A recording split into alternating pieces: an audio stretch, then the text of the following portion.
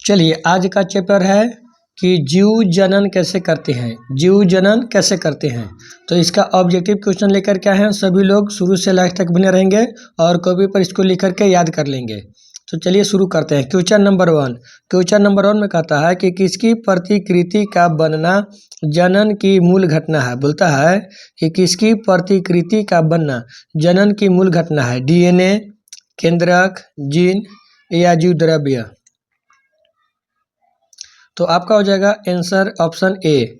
DNA का बोला कि किसकी प्रतिकृति का बनना जनन की मूल घटना है, तो डीएनए की प्रतिकृति का बनना जनन की मूल घटना है।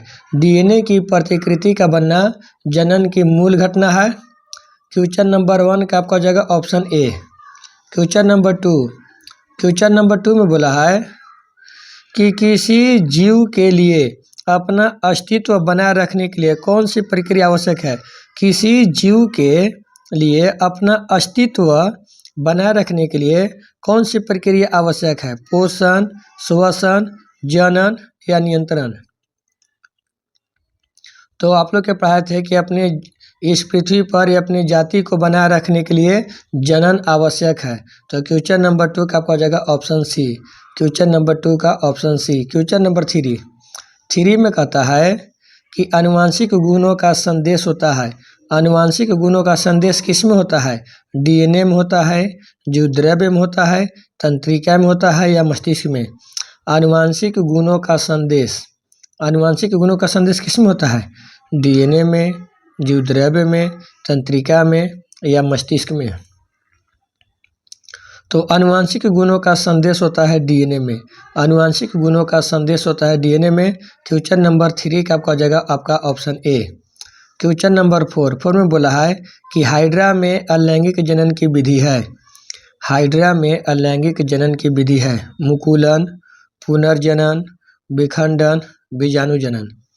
अमीबा में अलैंगिक जनन की विधि है। अमीबा में कौन से लैंगिक जनन की विधि है। मुकुलन, पुनर्जनन, विखंडन या बीजाणु निर्माण। तो हाइड्रा में और ईस्ट में मुकुलन, ईस्ट और हाइड्रा में मुकुलन होता है। क्वेश्चन नंबर 4 का आपका जाएगा ऑप्शन ए। क्वेश्चन नंबर 5 में बोला है कि मुकुलन द्वारा अलैंगिक जनन होता है। मुकुलन द्वारा किस में होता है। अमीबा में, ईस्ट में, प्लाज्मोडियम में या लेशमानिया में। मुकुलन द्वारा किस में अलैंगिक जनन होता है। अमीबा में, ईस्ट में, प्लाज्मोडियम में या लेशमानिया में।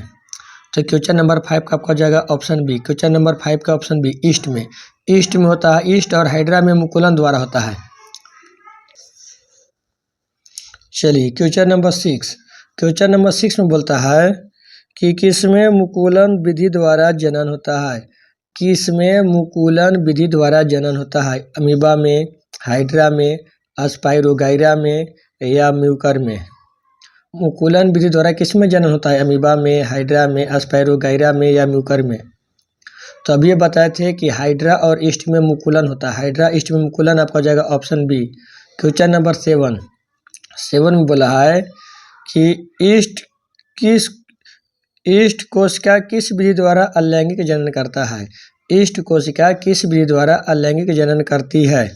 मुकुलन, विखंडन, खंडन, बीजाणु समासंग। वह भी बताते कि हाइड्रा और ईस्ट में मुकुलन, हाइड्रा और ईस्ट में मुकुलन आपका हो जाएगा ऑप्शन ए। क्वेश्चन नंबर 7 का आपका हो जाएगा ऑप्शन ए। क्वेश्चन नंबर 8 में बोला है कि एकल जीव प्लाज्मोडियम में किस विधि द्वारा जनन होता है। एकल जीव प्लाज्मोडियम में किस विधि द्वारा जनन होता है। तो प्लाज्मोडियम में किसके द्वारा होता है। मुकुलन द्वारा, बहुविखंडन, कायिक प्रवर्धन या बीजाणु समागम। तो देखिएगा एकल जीव जो प्लाज्मोडियम होता है, जो मच्छर होता है, मच्छर के लार्वा में प्लाज्मोडियम होता है और इसी प्लाज्मोडियम के कारण हम लोग में मलेरिया रोग होता है। तो आपका हो जाएगा बहुविखंडन, इसमें बहुविखंडन होता है। प्लाज्मोडियम में बहुविखंडन होता है, आप इसको याद कर लीजिएगा, ऑप्शन बी हो जाएगा। क्वेश्चन नंबर 9 में बोला है कि अमीबा में किस प्रकार का जनन होता है। अमीबा में किस प्रकार का होता है। विखंडन, मुकुलन, पुनरुद्भवन या द्विविखंडन। तो आपको याद करवाते कि अमीबा में द्विविखंडन होता है और ईस्ट में मुकुलन होता है, तो बोला कि अमीबा में, तो अमीबा में आपका हो जाएगा द्विखंडन। और बताते कि प्लेनेरिया में होता है पुनरुद्भवन, प्लेनेरिया में पुनरुद्भवन, हाइड्रा में होता है, हाइड्रा में मुकुलन, ईस्ट में मुकुलन, अमीबा में द्विविखंडन। तो क्वेश्चन नंबर 9 के बोला है अमीबा में, तो अमीबा में हो जाएगा द्विविखंडन, आपका हो जाएगा ऑप्शन डी। क्वेश्चन नंबर 10 में बोला है कि पर्तन, कलम, रोपण इत्यादि किस प्रकार की जनन की विधि है। पर्तन, कलम, रोपण इत्यादि किस प्रकार की जनन की विधि है। मुकुलन, कायिक प्रवर्धन, लैंगिक जनन या बीजाणु समागम। तो देखिएगा कलम लगाना, यानी कि जैसे आपको कलम लगाने के लिए बोल रहा है, कलम, रोपण, कर्तन वगैरह, तो ये सब आपको जड़, तना, पतिस होता है, जिसको बोलते हैं कायिक प्रवर्धन। जैसे आपको कलम लगाना, दाब लगाना, या तना से, बीज से, तना से, जड़ से, पति से बोलेगा, तो आपका हो जाएगा कायिक प्रवर्धन, आपका हो जाएगा ऑप्शन बी। क्वेश्चन नंबर 10 का option B. Question number 11, spirogyra में किस प्रकार का, स्पाइरोगाइरा में किस विधि से प्रजनन होता है। स्पाइरोगाइरा में प्रजनन किस विधि से होता है। खंडन विधि, विखंडन, मुकुलन या खंडन। स्पाइरोगाइरा में किस विधि से होता है प्रजनन, तो स्पाइरोगाइरा में होता है खंडन विधि से, स्पाइरोगाइरा में खंडन विधि से। क्वेश्चन नंबर 11 का आपका जाएगा ऑप्शन ए। क्वेश्चन नंबर 12 में बोला है कि जनन की किस विधि द्वारा समान गुण वाले जीवों की विशाल आबादी को कायम रखा जा सकता है। जनन की किस विधि द्वारा समान गुणों वाले जीवों की विशाल आबादी को कायम रखा जा सकता है। कायिक प्रवर्धन, विखंडन, मुकुलन या खंडन। तो आपका हो जाएगा ऑप्शन ए, कायिक प्रवर्धन। जनन की किस विधि द्वारा समान गुण वाले जीवों की विशाल आबादी कायम रख सकता है, तो कायिक प्रवर्धन, आपका हो जाएगा ऑप्शन ए। बोले कि प्रकृति में सबसे बेसी कौन सा जनन होता है, तो प्रकृति में सबसे बेसी होता है कायिक प्रवर्धन, आपका हो जाएगा ऑप्शन ए। क्वेश्चन नंबर 12 के ऑप्शन ए। क्वेश्चन नंबर 13 में बोला है कि ब्रायोफिल्म किस भाग द्वारा जनन करता है। ब्रायोफिल्म किस विधि द्वारा करता है। ब्रायोफाइलम किस भाग द्वारा जनन करता है, तना, पत्ती, मूल या पुष्प। ब्रायोफिल्म किस भाग द्वारा जनन करता है, तना, पत्ती, मूल, बीज। तो आपका जाएगा ऑप्शन बी, पत्ती द्वारा। ब्रायोफिल्म पत्ती द्वारा करता है। क्वेश्चन नंबर 13 का ऑप्शन बी। क्वेश्चन नंबर 14 में बोला है कि बीजों को लैंगिक जनन का उत्पादक कहा जाता है, क्योंकि वे, बोला है कि बीजों को लैंगिक जनन का उत्पादक कहा जाता है क्योंकि वे नर पादपों को जन्म देते हैं, युग्मकों के संलयन से बनते हैं, पराग नलिकाओं के संलयन से बनते हैं, अधिक समय तक जीवित रह सकते हैं। क्वेश्चन नंबर 14 का जवाब दिएगा। तो नए पादपों को जन्म देते हैं, नए पादपों को जन्म देते हैं, आपका जगह ऑप्शन ए। क्वेश्चन नंबर 14 का आपका जगह ऑप्शन ए। बीज नए पादपों का जन्म देते हैं, आपका जगह ऑप्शन ए। क्वेश्चन नंबर 15 बोला कि पुंकेसर में होता है वर्तिकाग्र, परागकण, बाह्य दल या बीजांड। पुंकेसर में क्या होता है, पुंकेसर में वर्तिकाग्र, परागकण, बाह्य दल, बीजांड। तो पुंकेसर में होता है परागकण, पुंकेसर में होता है परागकण, आपका जगह ऑप्शन बी। क्वेश्चन नंबर 15 के ऑप्शन बी। क्वेश्चन नंबर 16 पुष्प का सबसे बाहरी भाग है, पुष्प का सबसे बाहरी भाग क्या है, बाह्य दलपुंज, दलपुंज, पुंकेसर, स्त्रीकेसर। पुष्प का सबसे बाहरी भाग, तो पुष्प का सबसे बाहरी भाग होता है बाह्य दलपुंज, आपका जगह ऑप्शन ए। क्वेश्चन नंबर 16 का ऑप्शन ए। क्वेश्चन नंबर 17 में बोला है कि पूर्ण विकसित अंडाशय कहलाता है। पूर्ण विकसित अंडाशय क्या कहलाता है, फल, बीज, बीजांड, इनमें से कोई नहीं। पूर्ण विकसित अंडाशय क्या कहलाता है, तो पूर्ण विकसित अंडाशय फल कहलाता है, पूर्ण विकसित अंडाशय फल कहलाता है। क्वेश्चन नंबर 17 का आपका जाएगा ऑप्शन ए। क्वेश्चन नंबर 18 में बोला है कि परागकण का एक पुष्प से दूसरे पुष्प पर स्थानांतरित होना क्या कहलाता है। परागकण का एक पुष्प से दूसरे पुष्प पर स्थानांतरित होना क्या कहलाता है, निषेचन, परागन, अंकुरन या संलयन। तो परागकण का एक पुष्प से दूसरे पुष्प पर जाना परागण कहलाता है। जब परागकण परागकण परागकोश से निकलकर वर्तिकाग्र तक जाता है तो परागण कहलाता है। आपका हो जाएगा ऑप्शन बी, क्वेश्चन नंबर 18 का ऑप्शन बी। क्वेश्चन नंबर 19 में बोला है कि उड़हुल किस प्रकार का पुष्प है? द्विलिंगी, एकलिंगी, दोनों, इनमें से कोई नहीं। उड़हुल किस प्रकार का पुष्प है? द्विलिंगी, एकलिंगी, दोनों, इनमें से कोई नहीं। एकलिंगी होता है जिसमें एक या तो नर या तो मादा होता है, उसे एकलिंगी कहते हैं, और जिसमें नर मादा दोनों होता है उसे द्विलिंगी कहते हैं। तो बोल रहा है कि उड़हुल किस प्रकार का है, तो उड़हुल में दोनों होता है, नर मादा दोनों होता है, इसलिए उड़हुल आपका द्विलिंगी पुष्प है। आपका जगह ऑप्शन ए। क्वेश्चन नंबर 20 में बोला है कि निम्न में से कौन पुंकेसर का भाग है? निम्न में से कौन पुंकेसर का भाग है? वर्तिकाग्र, परागकोश, इनमें से सभी।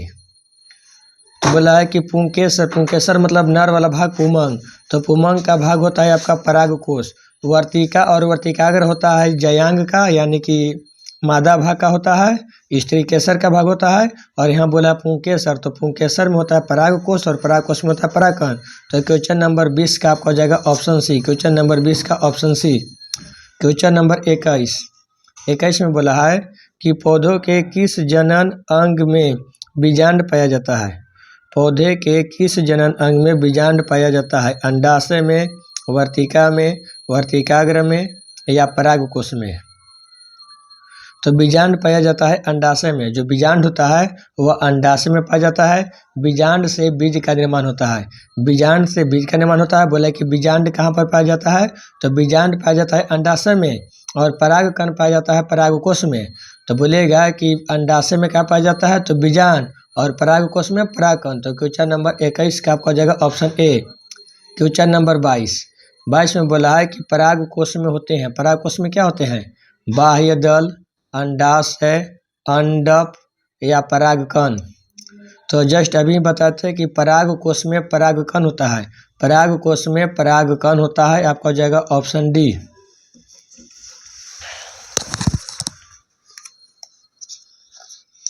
चलिए अगला क्वेश्चन बोला है कि फिम्बरी नामक संरचना कहाँ पाई जाती है?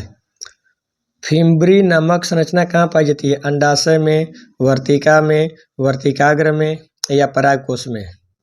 तो फिम्बरी नामक संरचना पाई जाती है अंडाशय में। फिम्बरी नामक संरचना अंडाशय में। आपका हो जाएगा ऑप्शन ए। क्वेश्चन नंबर 24 में बोला है कि परिपक्व हो जाने पर अंडाशय विकसित होता है, यानी कि परिपक्व होने पर अंडाशय किस में विकसित होता है? बीज में, पुंकेसर में, स्त्री केसर, या फल? तो परिपक्व होने पर अंडाशय फल में, जो फल पर अंडाशय होता है वह फल में बदल जाता है। परिपक्व अंडाशय को ही फल कहते हैं। तो जो अंडाशय होता है वह फल में बदलता है, बाकी सब मुरझाकर गिर जाता है। तो परिपक्व अंडाशय को फल कहते हैं। आपका हो जाएगा ऑप्शन डी। क्वेश्चन नंबर 25 में बोला है कि निम्न में से कौन मानव मादा के जनन तंत्र का भाग नहीं है?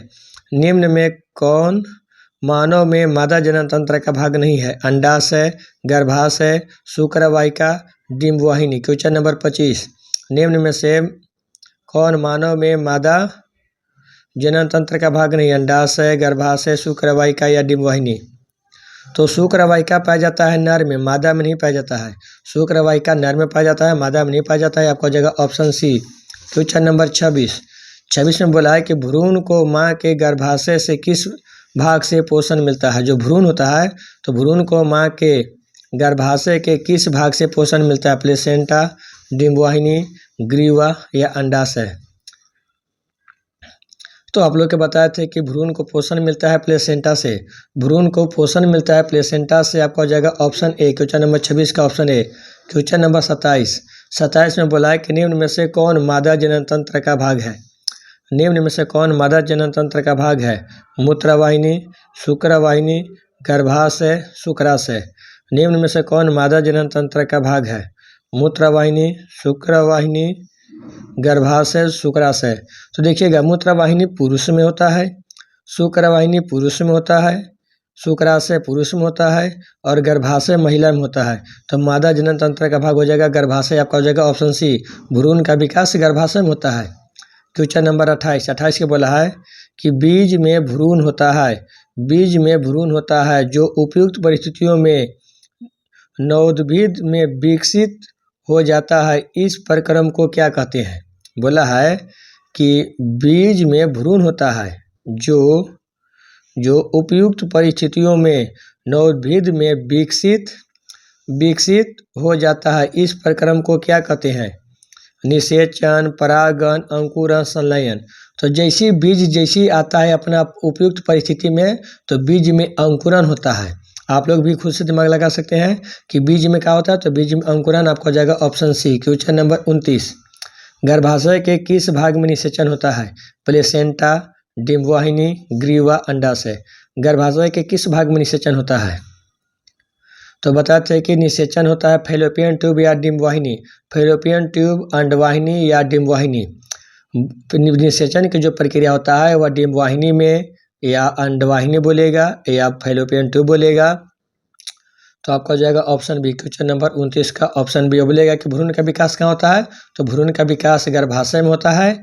और अंडाणु का निर्माण किसको से होता है, तो अंडाशय से। बच्चा को भोजन किसको से मिलता है, तो प्लेसेंटा से। तो क्वेश्चन नंबर 29 का आपका हो जाएगा ऑप्शन बी। क्वेश्चन नंबर 30, मानव मादा में निषेचन कहाँ होता है। मानव मादा में निषेचन कहाँ होता है, फैलोपियन ट्यूब में, गर्भाशय में, फैलोपियन नली से गर्भाशय तक, कहीं भी योनि में। बोला कि मादा में निषेचन कहाँ होता है, तो बताए थे कि आपको डिंबवाहिनी देगा, अंडवाहिनी देगा, चाहे फैलोपियन ट्यूब देगा। तो आपका हो जाएगा fallopian tube, option A. Question number 30 का ऑप्शन ए। क्वेश्चन नंबर 31, अंडाणु निषेचित होता है। अंडाणु कहाँ निषेचित होता है, योनि में, गर्भाशय में, अंडाशय में या फैलोपियन नलिका में। तो जस्ट अभी ये बताए थे कि अंडाणु निषेचित कहाँ होता है, निषेचन की प्रक्रिया, तो फैलोपियन ट्यूब। आपका हो जाएगा ऑप्शन डी। क्वेश्चन नंबर 32, नर युग्मक तथा मादा युग्मक के संयोजन से बनता है। नर युग्मक तथा मादा युग्मक के संयोजन से क्या बनता है, युग्मनज, अंडाणु, शुक्राणु या बीज। तो नर युग्मक और मादा युग्मक के संलयन से युग्मनज बनता है। नर युग्मक मादा युग्मक के संलयन से युग्मनज बनता है। आपका हो जाएगा ऑप्शन ए। क्वेश्चन नंबर 33, बोला है कि जनन संचारित रोग है। जनन संचारित रोग कौन सी है, सिफिलिस, एड्स, गोनेरिया, इनमें से सभी। बोला है कि जनन के द्वारा कौन सा रोग फैल सकता है, तो सिफिलिस, एड्स, गोनेरिया, सभी। तो आपका हो जाएगा उपयुक्त सभी। ए सिफिलिस भी होता है, एड्स भी होता है, गोनेरिया भी होता है। क्वेश्चन नंबर 34, नर युग्मक तथा मादा युग्मक के संलयन को क्या कहते हैं। नर युग्मक तथा मादा युग्मक के संलयन को क्या कहते हैं, निषेचन, परागण, अंकुरण या संलयन। तो हम बताते हैं कि नर युग्मक और मादा युग्मक के निषेचन को, नर युग्मक और मादा युग्मक के संलयन को निषेचन कहते हैं। नर युग्मक और मादा युग्मक के संलयन को निषेचन कहते हैं। और निषेचन दो प्रकार के, अंतः निषेचन, बाह्य निषेचन। मानव में स्तनधारी में अंतः निषेचन होता है और मेढक में बाह्य निषेचन होता है। और मनुष्य में निषेचन की प्रक्रिया फैलोपियन ट्यूब में होता है। तो आपका हो जाएगा ऑप्शन ए। क्वेश्चन नंबर 35 में बोला है कि लड़कों में यौन आरंभ के लक्षण का नियंत्रण कौन हार्मोन करता है। मानव में यौन आरंभ के लक्षण का टेस्टोस्टेरोन, इंसुलिन, प्रोजेस्टेरोन या थायरोक्सिन। तो आप लोग के बताए थे कि मानव में वृषण से बनता है टेस्टोस्टेरोन हार्मोन। बोलेगा मुछ दाढ़ी वगैरह सब आता है किस हार्मोन के कारण, तो टेस्टोस्टेरोन हार्मोन के कारण। तो बोलेगा कि लड़का में यौन आरंभ की शुरुआत, तो 12 से 14 साल में लड़का के यौन आरंभ की शुरुआत होता है टेस्टोस्टेरोन हार्मोन के कारण। आपका हो जाएगा ऑप्शन ए। क्वेश्चन नंबर 35 का ऑप्शन ए। क्वेश्चन नंबर 36 में बोला है कि निम्न में से कौन एक लिंगी पौधा है। निम्न में से कौन एक लिंगी है, आम, पपीता, सरसों, गुड़हल। तो आम आपका द्विलिंगी है, सरसों द्विलिंगी है, गुड़हल द्विलिंगी है, पपीता एक लिंगी है। तो आपका हो जाएगा ऑप्शन बी, पपीता। क्वेश्चन नंबर 37 बोला कि निम्न में से कौन अलैंगिक संचरण रोग है। निम्न में से कौन लैंगिक संचरण रोग है, कैंसर, टाइफाइड, गोनोरिया या कोरोना। निम्न में से कौन लैंगिक संचरण रोग है, कैंसर, टाइफाइड, गोनोरिया, कोरोना।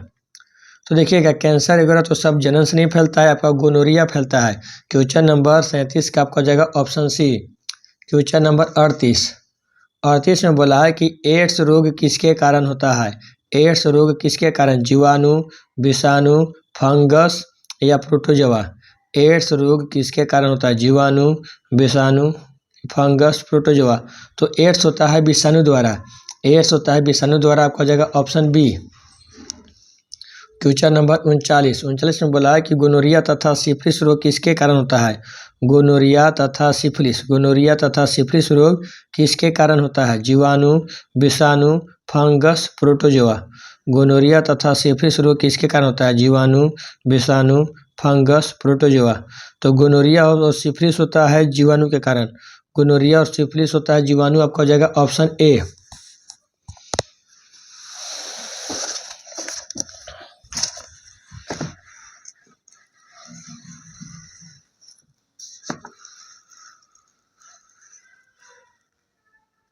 चलिए अगला है कि अंडोत्सर्ग का कारण है। अंडोत्सर्ग का कारण क्या है? एस्ट्रोजेन, LH, FSH, इनमें से कोई नहीं। अंडोत्सर्ग का कारण क्या है? एस्ट्रोजेन, LH, FSH, इनमें से कोई नहीं। तो अंडोत्सर्ग का कारण है एस्ट्रोजेन, अंडोत्सर्ग का कारण है एस्ट्रोजेन। क्वेश्चन नंबर 40 का आपका जगह ऑप्शन ए। क्वेश्चन नंबर 41, संभोग जनित रोग है। संभोग जनित रोग कौन है? चेचक, पीलिया, प्लेग, एड्स। संभोग से कौन सा रोग होता है? तो संभोग से आपका होता है एड्स, संभोग से आपका होता है एड्स। क्वेश्चन नंबर 41 का आपका जाएगा ऑप्शन डी। क्वेश्चन नंबर 41 का ऑप्शन डी। क्वेश्चन नंबर 42 बोला है कि निम्न चित्र द्वारा किस प्रकार जनन को दर्शाता है? दिया गया चित्र किस प्रकार के जनन को दर्शाता है?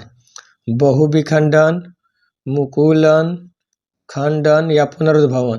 तो यहाँ से पता चल रहा है कि बहुत सारा जो बन रहा है, तो बहुत सारा बन रहा है तो हो जाएगा बहुखंडन। आपका हो जाएगा ऑप्शन ए। अगला में बोला है कि दिया गया चित्र किस प्रकार को जनन को दर्शाता है? दिया गया चित्र किस प्रकार का? तो देखिएगा कट गया 3 गो और 3 गो से दोबारा नया जीव बन गया, यानी कि पुनरुद्भवन हो रहा है। तो ऑप्शन दिया है मुकुलन, विखंडन, द्विविखंडन या पुनरुद्भवन। तो देखने से पता चला है कि प्रत्येक टुकड़ा से नया जीव बन जा रहा है, तो हो जाएगा पुनरुद्भवन। आपका हो जाएगा ऑप्शन डी। क्वेश्चन नंबर 43 का ऑप्शन डी। बोला है कि दिया गया चित्र किस प्रकार के जनन को दर्शाता है? दिया गया चित्र किस प्रकार के जनन को? तो देखिएगा मुकुल से हो रहा है, तो मुकुल से खुद पता चल जाएगा कि मुकुलन हो जाएगा। तो बहुविखंडन, मुकुलन, विखंडन, पुनरुद्भवन। तो मुकुल से होता है मुकुलन। आपका हो जाएगा ऑप्शन बी। हाइड्रा और ईस्ट में होता है मुकुलन, तो ये आपका है हाइड्रा, हाइड्रा में मुकुलन। क्वेश्चन नंबर 45 बोला है कि दिया गया चित्र किस प्रकार के जनन को दर्शाता है? दिया गया चित्र किस प्रकार के जनन को? तो बोलिएगा कि बताते हैं जड़ तना पति से होता है कायिक प्रवर्धन, जड़ तना पति से कायिक प्रवर्धन। तो बोला है कि मुकुलन, कायिक प्रवर्धन, विखंडन या पुनरुद्भवन। तो यहाँ पति से हुआ तो हो जाएगा कायिक प्रवर्धन। आपका हो जाएगा ऑप्शन बी। क्वेश्चन नंबर 45 का हो जाएगा ऑप्शन बी।